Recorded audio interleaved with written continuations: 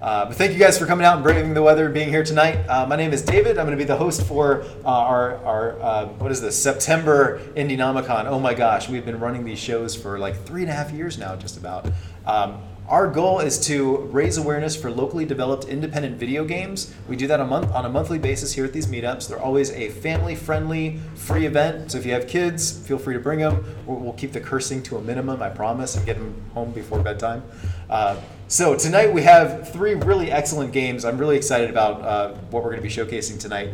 Before we get to those, a few quick announcements. First of all, if you want to continue checking out really cool indie games built here in Orlando, feel free to follow us on social media. We've got some links up here on the screen. If you are on Facebook or Twitter, this is a great way to keep in touch and find out what's being built in your backyard. A lot of really awesome games here in Orlando. In addition to that, in order to keep our shows running free, please help support us. We've got an awesome merchandise table in the back with t-shirts, shot glasses, and other little things. So anything that you guys can purchase will support us and allow us to continue running these events for free. We'd also like to thank the Melrose Center for being our home for the last couple of years. It's a fantastic space. If you guys haven't had a chance to check it out yet, please do so. There's a lot of really cool equipment here, excellent software running on the computers. You could build like a whole game studio yourself right here in the Melrose Center. It's possible with all the equipment that they have. So definitely get a chance to check that out as well. All right, so let's go ahead and I'm going to introduce Kunal Patel from Fiken Media in the Orlando game space, who's going to be introducing the 3 projects that we have going on tonight at Indienomicon. Let's give Kunal a round of applause.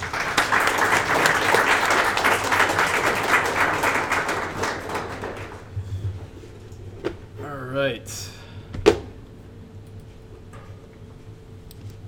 Hello. Hey guys, thank you for making it out. You know, I don't know if you know this, but our governor declared it a state of emergency in 50 counties because I guess there's some really big storm that's on its way. But I think it's going to miss Orlando entirely, which is a great thing. You know, hopefully it doesn't hit anybody, but glad you guys braved it out there. So, you know, this is going to be a very interesting presentation. You know, because I feel it's a culmination of a lot of things that have been happening at Indienomicon over the past several years. It really wouldn't have been possible without all of you coming on a monthly basis and kind of helping to build a community. You know, we've been running for, I think, 3.5 years. I don't even know what number Indienomicon we're at now. But that started a movement. It started making friends. It started people working together. It started people wanting to go into business and start making games. And it started creating a little bit of a magnet for our area here. And you know, before I started Fiken Media, before there was an Indienomicon, you know, I studied computer science and computer animation at University of Miami. You know, my co-founder and I were like, hey, what do we want to do? Do you want to start an accounting firm? Writing accounting software, or do you want to start a video game studio? I'm like, oh, a video game studio, but it's a tough thing to do. And so putting that together, you know, we eventually got to start in late 2011, and even then, you know, we had a couple people that we hired, and I think there were 6 or 7 of us, and it still felt very lonely. There was no community that was around us. And, you know, several months down the road, Indienomicon started and people started meeting each other, and it kind of felt good to know that there's other people out there also building stuff, also building studios, people you can talk to, people that you can bounce ideas off of, and it made development a lot easier. And ultimately, you know, we meet here once per month. You know, on the first Thursday of every month. And we've done that, you know, for the past 3.5 years. And, you know, that's really great. It started a lot of different things. It started a lot of projects. But what happens the other, you know, 29 or 30 days of the month? That, I thought, was a problem. Because, you know, out of it, we have to be building games. We have to be building businesses. We have to be building revenue. And if Orlando is going to be a successful place for all of us, for us to produce video games, for us to build businesses, we needed something more. And I had some resources, and I had a bigger office. I had some resources, to do a lot of business development. For a good number of years, I had a company called Fiken Tech where I did a lot of technical, hardware integration. I did a lot of business all around the world. And so it kind of helped with at least business development. And I knew that, maybe if I could apply some of that, it could kind of give a little bit of a kickstart, to things that are needed here in Orlando. And ultimately, it culminated in something that, I haven't publicly come out and brought up, called the Orlando Game Space. Mainly, it's a location just where video game studios specifically could be working side by side. It's not necessarily co-working. Maybe it's co-working plus, but it's really a collaborative team. All the different studios that have been a part of it all work on their own respective projects. They're all separate companies, but on occasion, an indie studio can essentially have the power of a bigger studio. Sometimes when you come across clients, they really have to think, well, why am I going to go with the 4 of you guys or the 3 of you guys? I have, this big brand, or I have this big project. Why should I trust a small studio? The thing is, larger studios that they may go with, or larger firms that they may go with for producing projects, are really made out of small teams as it is. So often going with a bigger studio doesn't necessarily mean that they get, a lot of hands or a lot of, horsepower or firepower, to produce that project. And so this is a way for the indies, for the smaller studios, to perhaps, on occasion, come together and produce what's needed to fulfill a big project. And that's kind of what happened, over the past year. And that's culminating in the projects that we're going to talk about tonight.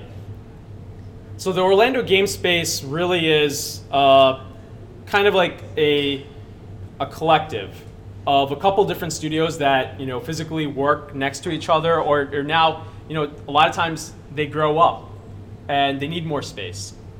And that's a really good thing, because that means these studios are growing and they're maturing, and that's what we want. So, over the past year, Chronosapien, TBA Games, my studio Fiken Media, Gambit Games, and Cherry Pie worked together to produce VR experiences for the Kennedy Space Center and NASA.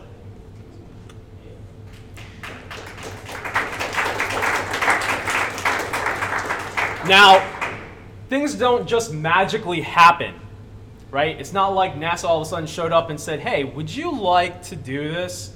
I don't know if you guys have heard of us. But that opportunity was created by the effort some of us took to create Indie Galactic Space Jam. And if you haven't heard of that, that's a game jam, a 48-hour hackathon where you build video games that drive excitement about space travel and exploration. And so we did that. We're now approaching our 3rd one. But after the first one that we did in 2014, in July 2014, and we put the thing together in about a month and a half, we had a ton of game developers, and we had a ton of people from the Space Coast, people from Kennedy Space Center, SpaceX, different parts of NASA, different space contractors from the Space Coast, all come, and they either served as mentors or even joined the teams. And we ended up having about 20 space-related video games produced that weekend. And I think by all accounts, the weekend was a success. We ended up in the front page of the newspaper. There was a lot of chatter, a lot of communication that happened after that. And that started sparking a couple more opportunities. I do know that some people got hired out of that weekend, that some of the mentors, were able to see some of the people there. I know that some people started studios together. And I know some people hired even amongst themselves. And along that time, I started having conversations with NASA as well, a little bit before and even afterwards. And, it took a lot of effort. And it took a lot of negotiation, and it took a lot of time to finally go through a lot of red tape. Business development takes forever. It's never overnight. And it took, I would say, almost a year to year and a half of just discussions and going back and forth until we finally actually got a chance to start making a game, or an experience, if you will. But it started at Indie Galactic Space Jam. That is what really, I think, was a catalyst that created that opportunity. And some of you were there, and if you haven't been there, I would say attend the next one. So, as I was mentioning, after that event, discussions started happening with NASA and the Kennedy Space Center visitor complex.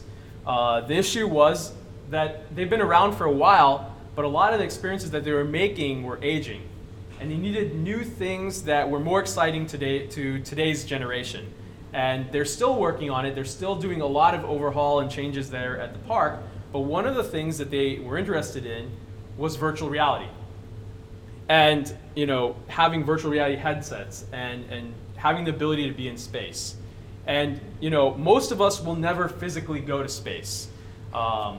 We may never be on Mars. We may never be up on the International Space Station. But the whole point is that there can be a generation of people that can have at least a little bit of a feeling that they're off in space and learn a little bit more about it. And, for the billions of us that will never make it to space, we have a little bit of a shot. And, those are some of the efforts that a few of us put together over the past year. It all culminated in producing 3 different apps that are VR, and they're more specifically mobile VR. So if you have a high-end mobile phone like an iPhone 6s or a 2015 flagship Android phone, so like a Samsung Galaxy S6 or above, you can download these apps. You can put it into a VR headset, like a cardboard VR headset, and actually play it. And we had 3 made. KSC 360 Expedition. That's supposed to be something that helps augment your experience there at the park. Edge of Home, which is a tour of the International Space Station. And Space Dreams, where you're getting a tour of the solar system from the perspective of being in a kid's bedroom. Your imagination is going wild. And it really ended up being a collaborative project. We had to deal with a lot of different companies in order to make this happen. So it's not for the faint of heart. It wasn't super simple, but it took a lot of time, not only in development, but even in logistics of dealing with a bigger brand. So we dealt with NASA, we dealt with Kennedy Space Center, we dealt with Delaware North, which is a company that helps operate the visitor complex. We dealt with Brand VR, which is a new company that has a production facility that produces VR headsets. So we had to deal with a lot of different people in order to make this entire thing happen. And it's all going to be coming out pretty soon. Next I'm going to call up Justin Link from Chronosapien. He has a studio named Chronosapien, and we worked with them, and we worked with Cherry Pie Studios, and other people that are part of the game space to produce this. So I'm going to have him talk about Edge of Home.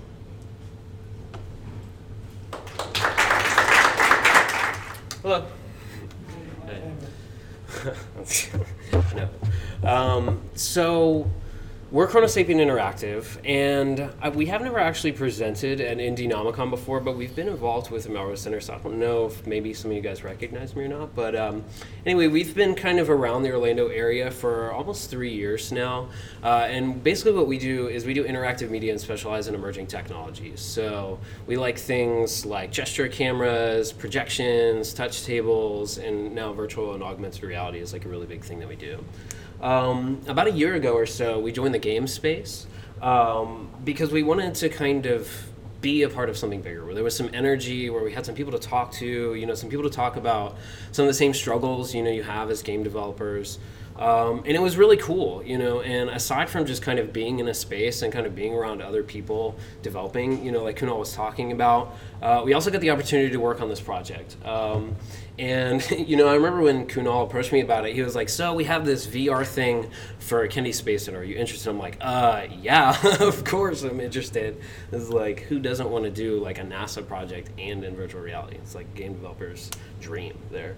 So it was like really exciting. I think there was one catch, and Kunal hasn't mentioned it yet. This is a very short project in the context of the kind of projects I guess that we typically work on. This is about 8 to 10 weeks of work that you're seeing for each of these games. So I think there was something like 4 teams working on each of these. Edge of Home was one of them, and it was about 8 to 10 weeks. So it was challenging, not only from a design perspective to try and figure out something that we could produce for an emerging technology, and I don't know, first of all, how many people here are developers? Show of hands, developers. I guess like half of the people. So if you've worked with any kind of technology whatsoever, even controllers, if you're making a game, can be kind of a pain. But emerging technology always comes with sort of like technical hurdles, especially stuff like virtual and augmented reality. It's not matured and kind of polished on the developer's end, so you kind of have to work through a lot of that. So anyway, I say that because, that's one of the challenges we had to work with in 8 to 10 weeks. We'd never done a Google Cardboard project. We'd had experience working with HMDs, but so it was kind of new. Not only that, but we were working with a number of teams too. So we were working with TBA Games, and we had never worked with them before. And we were also working with Fiken as well. So it was a very interesting project. All that out of the way, maybe I should probably tell you about what it actually is. So Edge of Home is basically a 5-minute or so experience you do in Cardboard VR, where you take the role of an astronaut touring the International Space Station. And the basic premise, I guess, is that you're going to the different modules of the International Space Station and kind of looking at different facts about them. Like when the module was launched, what the module is used for, things like that. So kind of the goal for us was to have an immersive experience to give people the feeling that they were in space, touring the space station, because that's kind of what VR is really good for, right? It's putting people in other places.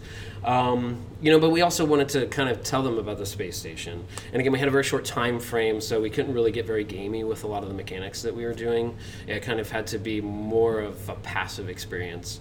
Another thing to consider too with Cardboard, I don't know if anybody's actually tried working with Cardboard, and this was a huge challenge for us. There's no input, and what I mean is that there's no controllers or anything that the user can actually like do to interact with the world. And so when we were designing this, we had to design under the assumption that they only had one button, which is sort of like a picture you're taking while you're holding the cardboard. But the problem was even that didn't work very well. So we basically had to assume no input and used gaze for everything. So basically wherever you're looking, you kind of like are kind of interacting when you're hovering over it for a certain period of time. Anyway, so you tour the space station and you learn about different facts. And then at the end of it, you go towards Mars. And we've got this really nice like quote from Carl Sagan talking about like the journey forward and how, eventually we as humans need to go to Mars anyway. So I think we've actually got a trailer. Maybe that's a good time to show the trailer. Cool. Yeah. Might have helped to do before, but all right. Yeah.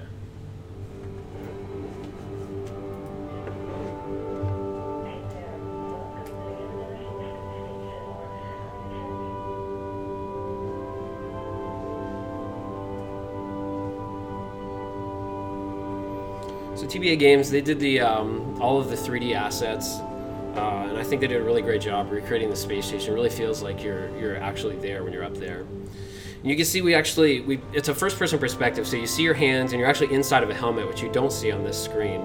So you really get the sense that you are in another place.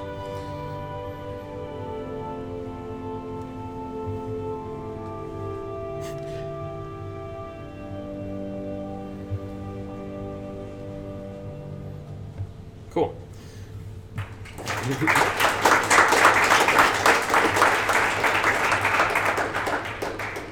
Okay, cool. So we got some screenshots too. Forgot about that. Sorry, in the upper left here, this is kind of our way around not being able to actually have a controller or any kind of input like that. Basically what we did was we put an interface on the user's arm. So it's kind of futuristic, I guess, from that sense. And basically what the user does is they look downward and then the arm comes up. So it's actually really nice. It wasn't difficult for people to figure out. At least after we told them, and it was easy to use, and it ended up working out really well for us. So you can see basically on that interface, it's kind of cut off, but there's a map of the space station on the right, so you can see the modules that you've been to, or the ones that you haven't been to. You also have the ability with the arrows to go back and forth. Basically, the way that you toured the station was kind of on a track.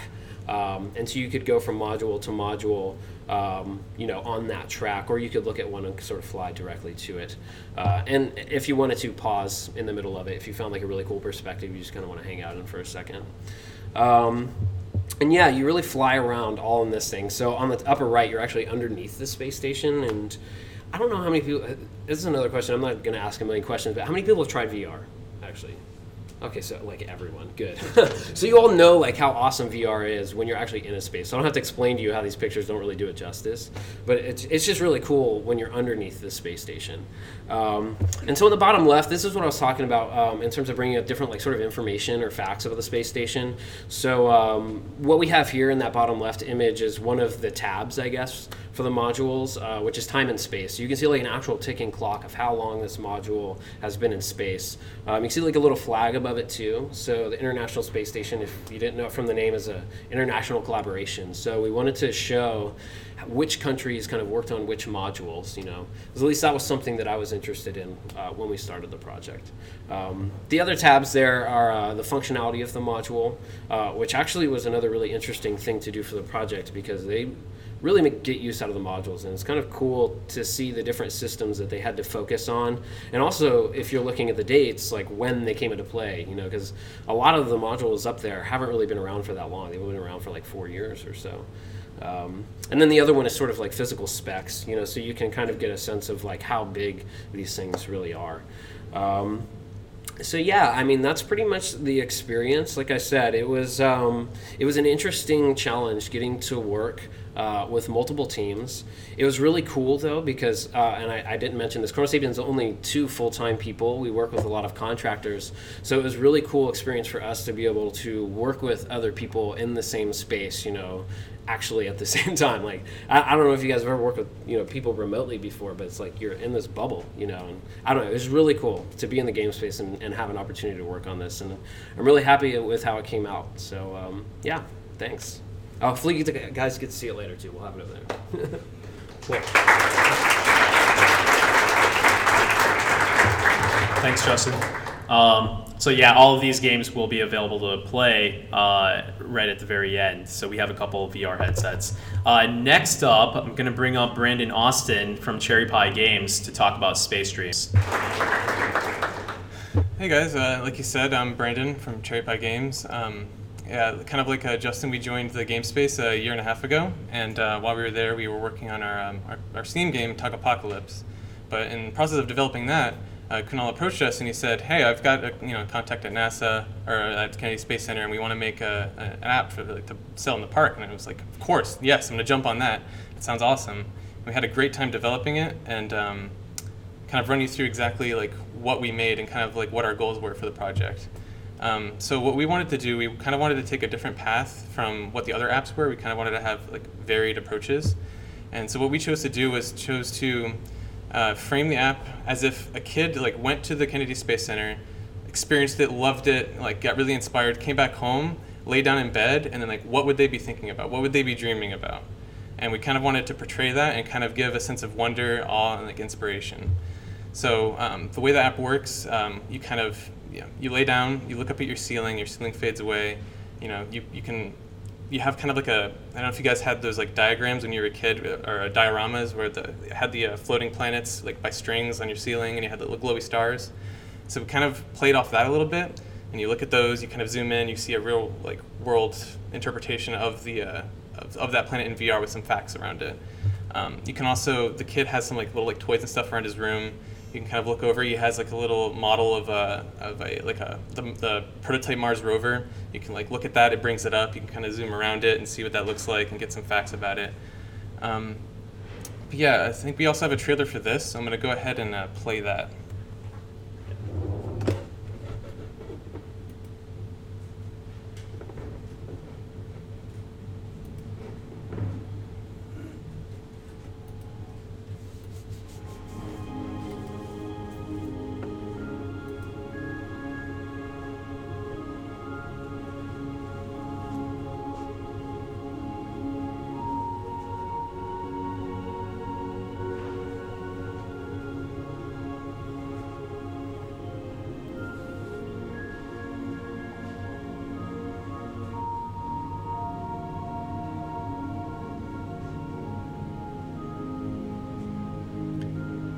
Space Dreams is kind of meant to be more of like an explore at your own pace type of thing. You kind of get to like take your time, explore, find. You kind of get to find where all the hidden objects are in the room. Kind of learn about them, as you go.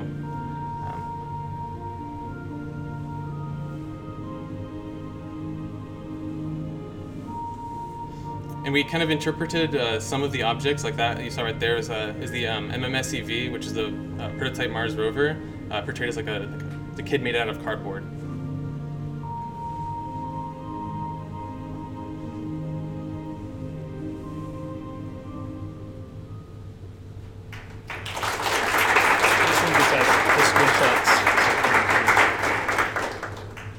And here's some screenshots from the experience.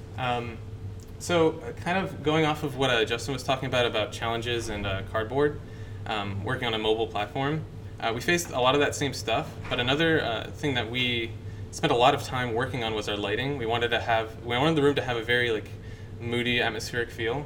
So we spent a lot of time baking in all of our lighting because we couldn't do a lot of real-time lights for mobile. It wouldn't work. It was too choppy. It just didn't feel good. So we spent a lot of time on the lighting and the environment. And we also spent a lot of time getting real assets from NASA. So that rover you're seeing and the space shuttle that's in there and some of the other assets are from real NASA imagery and real NASA models from their database. So we took time to import those in, optimize them for mobile, and then kind of portray that like 100% accuracy. Yeah, I think that's about it.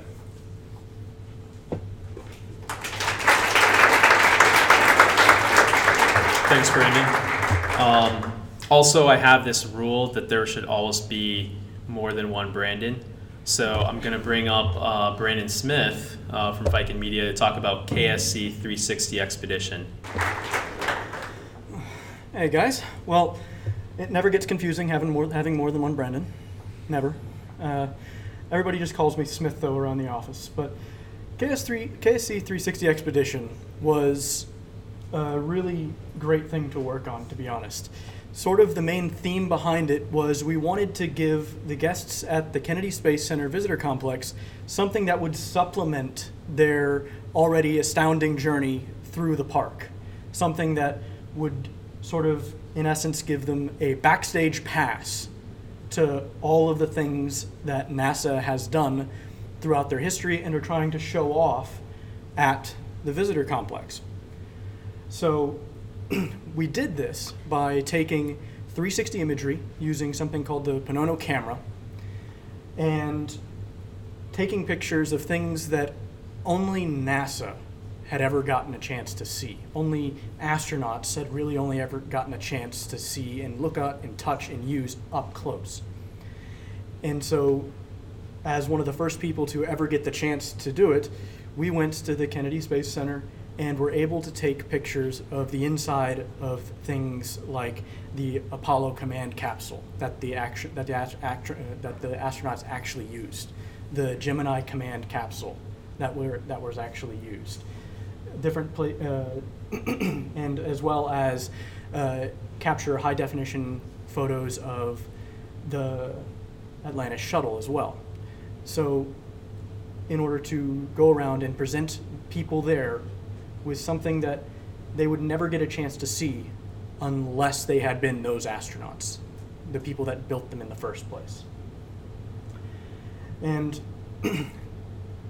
on top of all of that, we wanted to give them one more thing, something that, like Kunal pointed out, billions of us will never get to experience, which is going into space, and in this case, going to the moon, having that experience that our Apollo astronauts will cherish for a lifetime. And so we went through and modeled out an entire section of the moon's surface, got an accurate model of the lunar rover, and were able to create an experience where anyone that wanted to could experience driving along the lunar surface and see what our astronauts saw, the different scientific equipment they set up, the different kinds of conversations they had, the different scenes they would have seen from their vantage point far above the Earth. And so we also have a trailer for this one. Oops. First, I will go over this then. This is the UI we use to get around the app. So not only does it supplement your experience, but gives you a convenient and easy way to find your way around the park. This is an actual representation of the park layout, done top-down. And for every single experience we have, we mark it with one of the symbols that you see on the left. They're able to go to those places, see it for themselves in a 360-degree view in VR, as if they were actually there, sitting in the capsules, standing in space, seeing the Atlantis shuttle. And every single time we want to expand the experience, all we need to do is add on to the map and make a new symbol for it. So if we wanted to show the launch pad, perhaps, before or after a launch at the Kennedy Space Center, or inside of the VAB, it's all a possibility for expansion.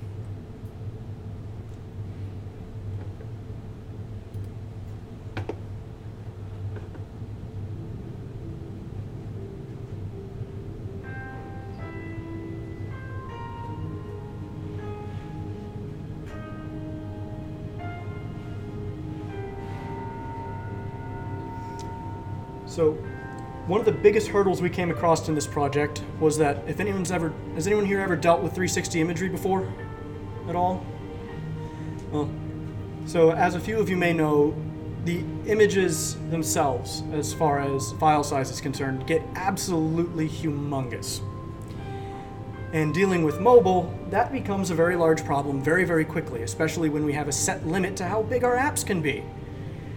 And so one of the biggest technical challenges we ran into was going through an entire process to scale down the images without losing the kind of resolution we needed to keep for a VR application. And we spent months putting it through a number of processes until we found one that we particularly enjoyed. And we just hit that app limit size. We're pretty proud of that. But this was KSC 360 Expedition, and just like the other two games, we'll have it there so you guys can take a peek at it whenever you guys want. It's pretty amazing. So thank you very much.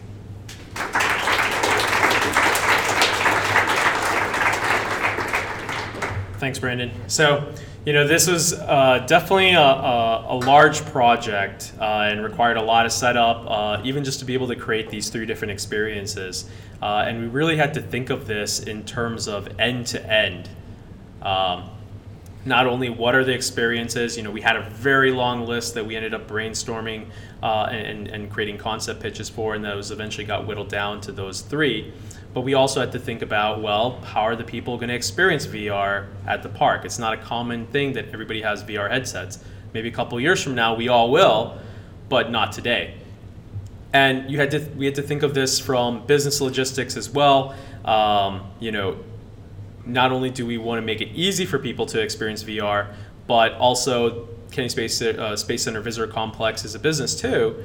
And so we also had to organize with Brand VR, creating customized branded VR headsets. And this is only one type that you see here. we're going to have a couple others that are full feature, like full size, that are, it's kind of like this. It's not, doesn't have all the logo and graphics on it yet. But, you know, there would be these VR headsets that they can buy at the park and then be able to slip their cell phone in, download these apps, and experience VR. So we even had to go through those logistics as well, including packaging, the graphics that go alongside that, and then, you know, even logistics of getting this to the park. So all this stuff is ongoing right now. You know, in terms of the overall development process, it required a lot of things. You know, not only were there a lot of teams working together that have all developed in different ways in the past. You know, everybody develops differently. They have different methodologies. They have different technologies. But if we were going to be able to pull this off in, you know, the short amount of time that we had to get all on the same page. And so it required a lot of time of all of us sitting together, thinking of ideas, spending time in pre-production on what are all the tools that we're going to use, how we're going to use it. You know, so we had to go through and pick out all of our technology along the way. So, you know, we decided on Unity. That's what a lot of us here in Orlando, I think, know. There's definitely some, you know, there's some thought maybe on Unreal, but Unity is what most people know. And so it kind of seemed like a no-brainer. Then, of course, you know, something is going to go wrong. Somebody's going to break the build. So we had to have source control in place as well. A lot of game developers don't always take the time to implement that. It's critical. And especially if you're building a project for a big brand, you need to make certain that that's in place. So we all had to get on the same page for that.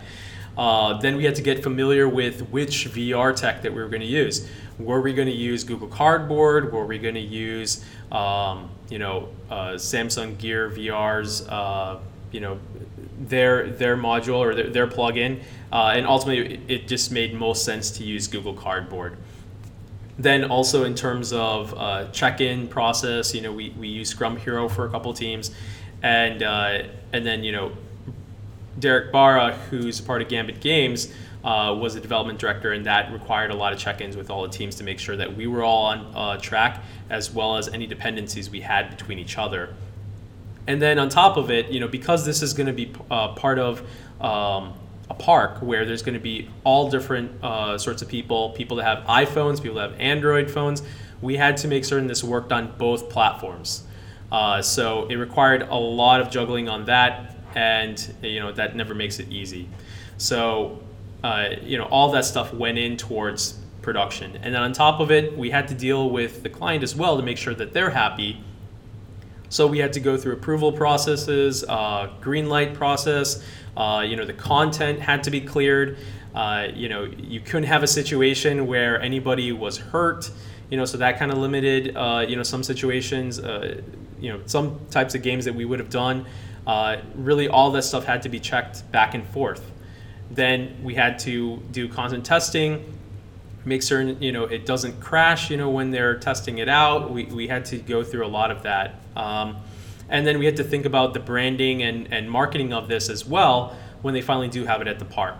And right now we're at the very end of this project. We're waiting on a couple logistics for the VR headsets, and then there should be a release, and there will be some kind of announcement that will come out, and you guys will probably hear about it. So, you know, this project was a big one. It couldn't have happened without the community. It couldn't have happened without collaboration. You know, it was the culmination of a lot of work, and I don't think it would have happened without Indienomicon. It wouldn't have happened without Indie Galactic Space Jam. It wouldn't have happened if, you know, we weren't in a very special place where, you know, there's places like UCF, there's places like FIA, there's Kennedy Space Center and NASA that's 45 minutes away. It really feels like there's a perfect storm, a perfect mix of everything. And, you know, we all live in our own separate bubbles, but if we all take the time to kind of see what's around us, to get to know each other, to interact with other people, to go to events like the Space Jam, then opportunities like this can happen. Nothing ever ended up falling into our laps. You know, this really was an endeavor that we had to make this opportunity happen. So if you guys have any questions, feel free to ask. You know, maybe I can't answer everything, but Justin, Brandon, and Brandon could also help. answer some of that. Oh, yeah, thanks, I'm done.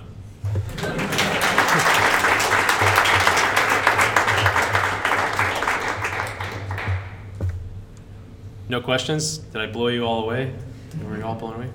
Bobby? Wait, say it again? How did I get this project?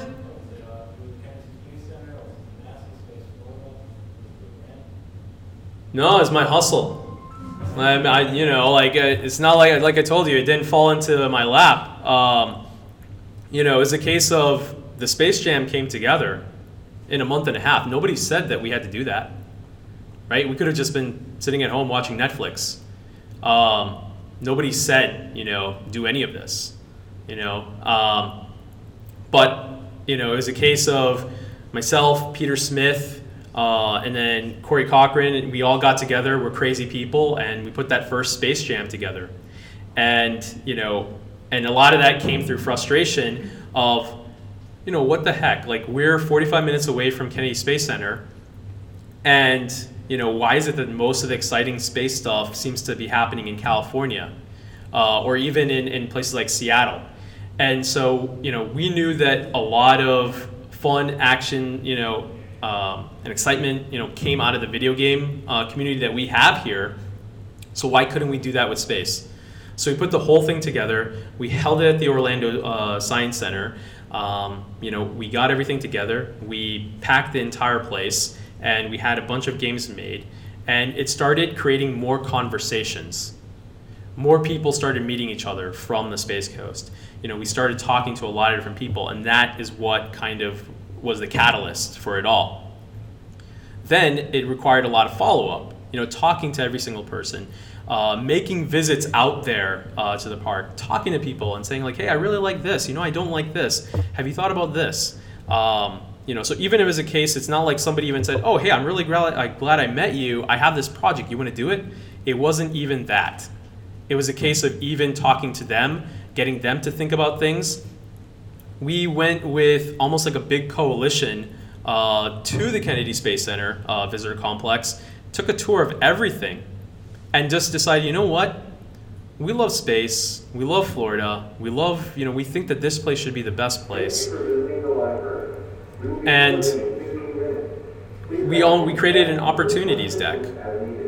We created our own opportunities. That's what happened. So we came up with a list of, I want to say, 15 different things. Everything from 3D printing to animations to all different sorts of things. And it was all going to require collaboration. And, so we went there, we went through, all of the process of talking to different groups, talking to different departments. And ultimately, after all that time, VR is what came through. And so those opportunities came up. And then even then, we had to now create maybe, another 10 different ideas of games or experiences. And that had to be whittled down. So nowhere in this entire situation was ever anything just magically appear. It never appeared or it never was handed over. It was a case of hard work throughout. But now that it's there, we now have a relationship with NASA and with Kennedy Space Center and with Orlando and with that region. And once this project comes out, it keeps the door open for more projects, more of the same kind, and maybe even bigger stuff. And hopefully that creates more opportunities for people here in Orlando. So if you guys want to do something, talk to me, make your own path, do something like that. So the thing is, hopefully, month by month, year by year, everything becomes a little bit easier here in Orlando. Yeah. That was only one question, so there should be others. Yeah. So what's next? What's the next big project? What direction are you guys headed? So, the thing is that this is yet to release, right? There isn't a major press release that's come out. This is not selling in the park yet. And once that happens, hopefully we'll get some pretty good coverage. I think it's a really interesting project, the way it all came together. And then out of it, the thing is, VR, we have a lot of other concepts that we proposed. And, hopefully once you get the first part out, then we progress with the next. There are several, space is a really big place. I don't know if you guys know that. It's pretty endless. So there's lots of things that we could do. And so once this comes out, we imagine that there's going to be more discussions, and there's going to be, oh my God, this is pretty awesome. How about more of that? And hopefully that creates more opportunities. Perhaps if you guys have a studio, perhaps if you're talented enough, perhaps if you're driven enough, then maybe you'll be like, one of the people that's part of the game space. Everybody that has a studio there has worked really hard to build up their studio, to build up their technical know-how, their design know-how, and to be able to contribute to something like this. I couldn't have done it without anybody else that's here in the community. I couldn't have done it without Chronosapien. I couldn't have done it without Cherry Pie. I couldn't have done it without TBA. Couldn't have done it without anybody else at Viking Media. But everybody that was a part of it was super talented. There's no bozos that were a part of this. So if you are talented and you go through the process, you go through these game jams, and somebody spots you, Justin's like, man, this guy's awesome. Or I see you at some event and it's like, whoa, you're pretty talented. Maybe there'll be an opportunity that might get shared with you. So I don't know. I really hope that there's a ton of projects that all come out, and that a lot more people in Orlando get to be a part of it. And then that's one of the things that kind of like helps blow this entire city up in a good way. But yeah, pretty much that. Got time for one more question. Yeah.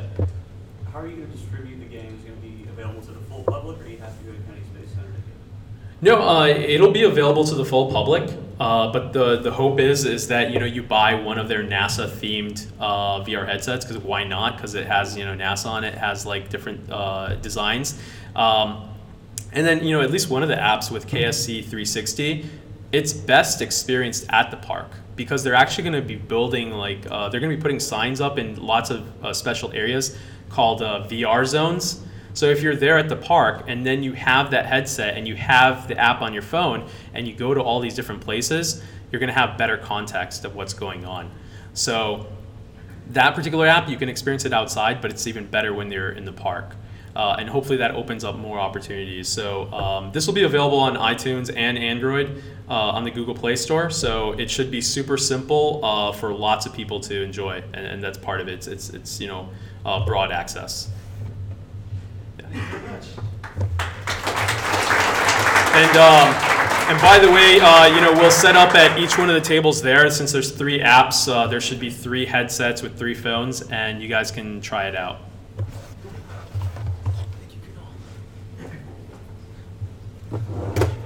All right. A few quick announcements before we wrap up. Dr. Peter Smith from UCF is going to talk to you guys about Galactic Space Jam, which was mentioned a couple times throughout this presentation. So if you guys are interested in attending the event, he's going to tell you how you can do that. Peter. All right. So the Galactic Space Jam is coming up September 15 through 18. 15th is a night of talks. It's kind of optional. Friday, Saturday, and Sunday is the jam. The big announcement we want to make is if you register between now and Labor Day, so the 5th, you'll get a free special edition uniform. This is the uniform from last year, right? Could all had the blue variant on earlier. So anyone who registers by the 5th will get a special variant that supplies permitting. So once we run out of supplies, we'll let you know. And so sign up by the 5th and get the free shirt. All right. Thank you.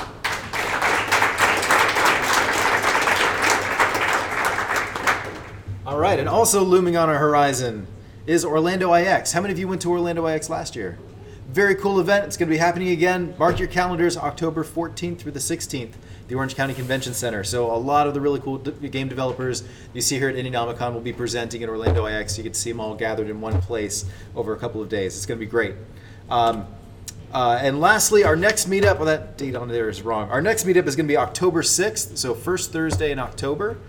We have a couple of games lined up. Hope to see you guys come back. In the meantime, bug Kunal and check out, I guess the game's going to be set up in the back. So go play some fun VR games. Hope you all had a great night. Thank you.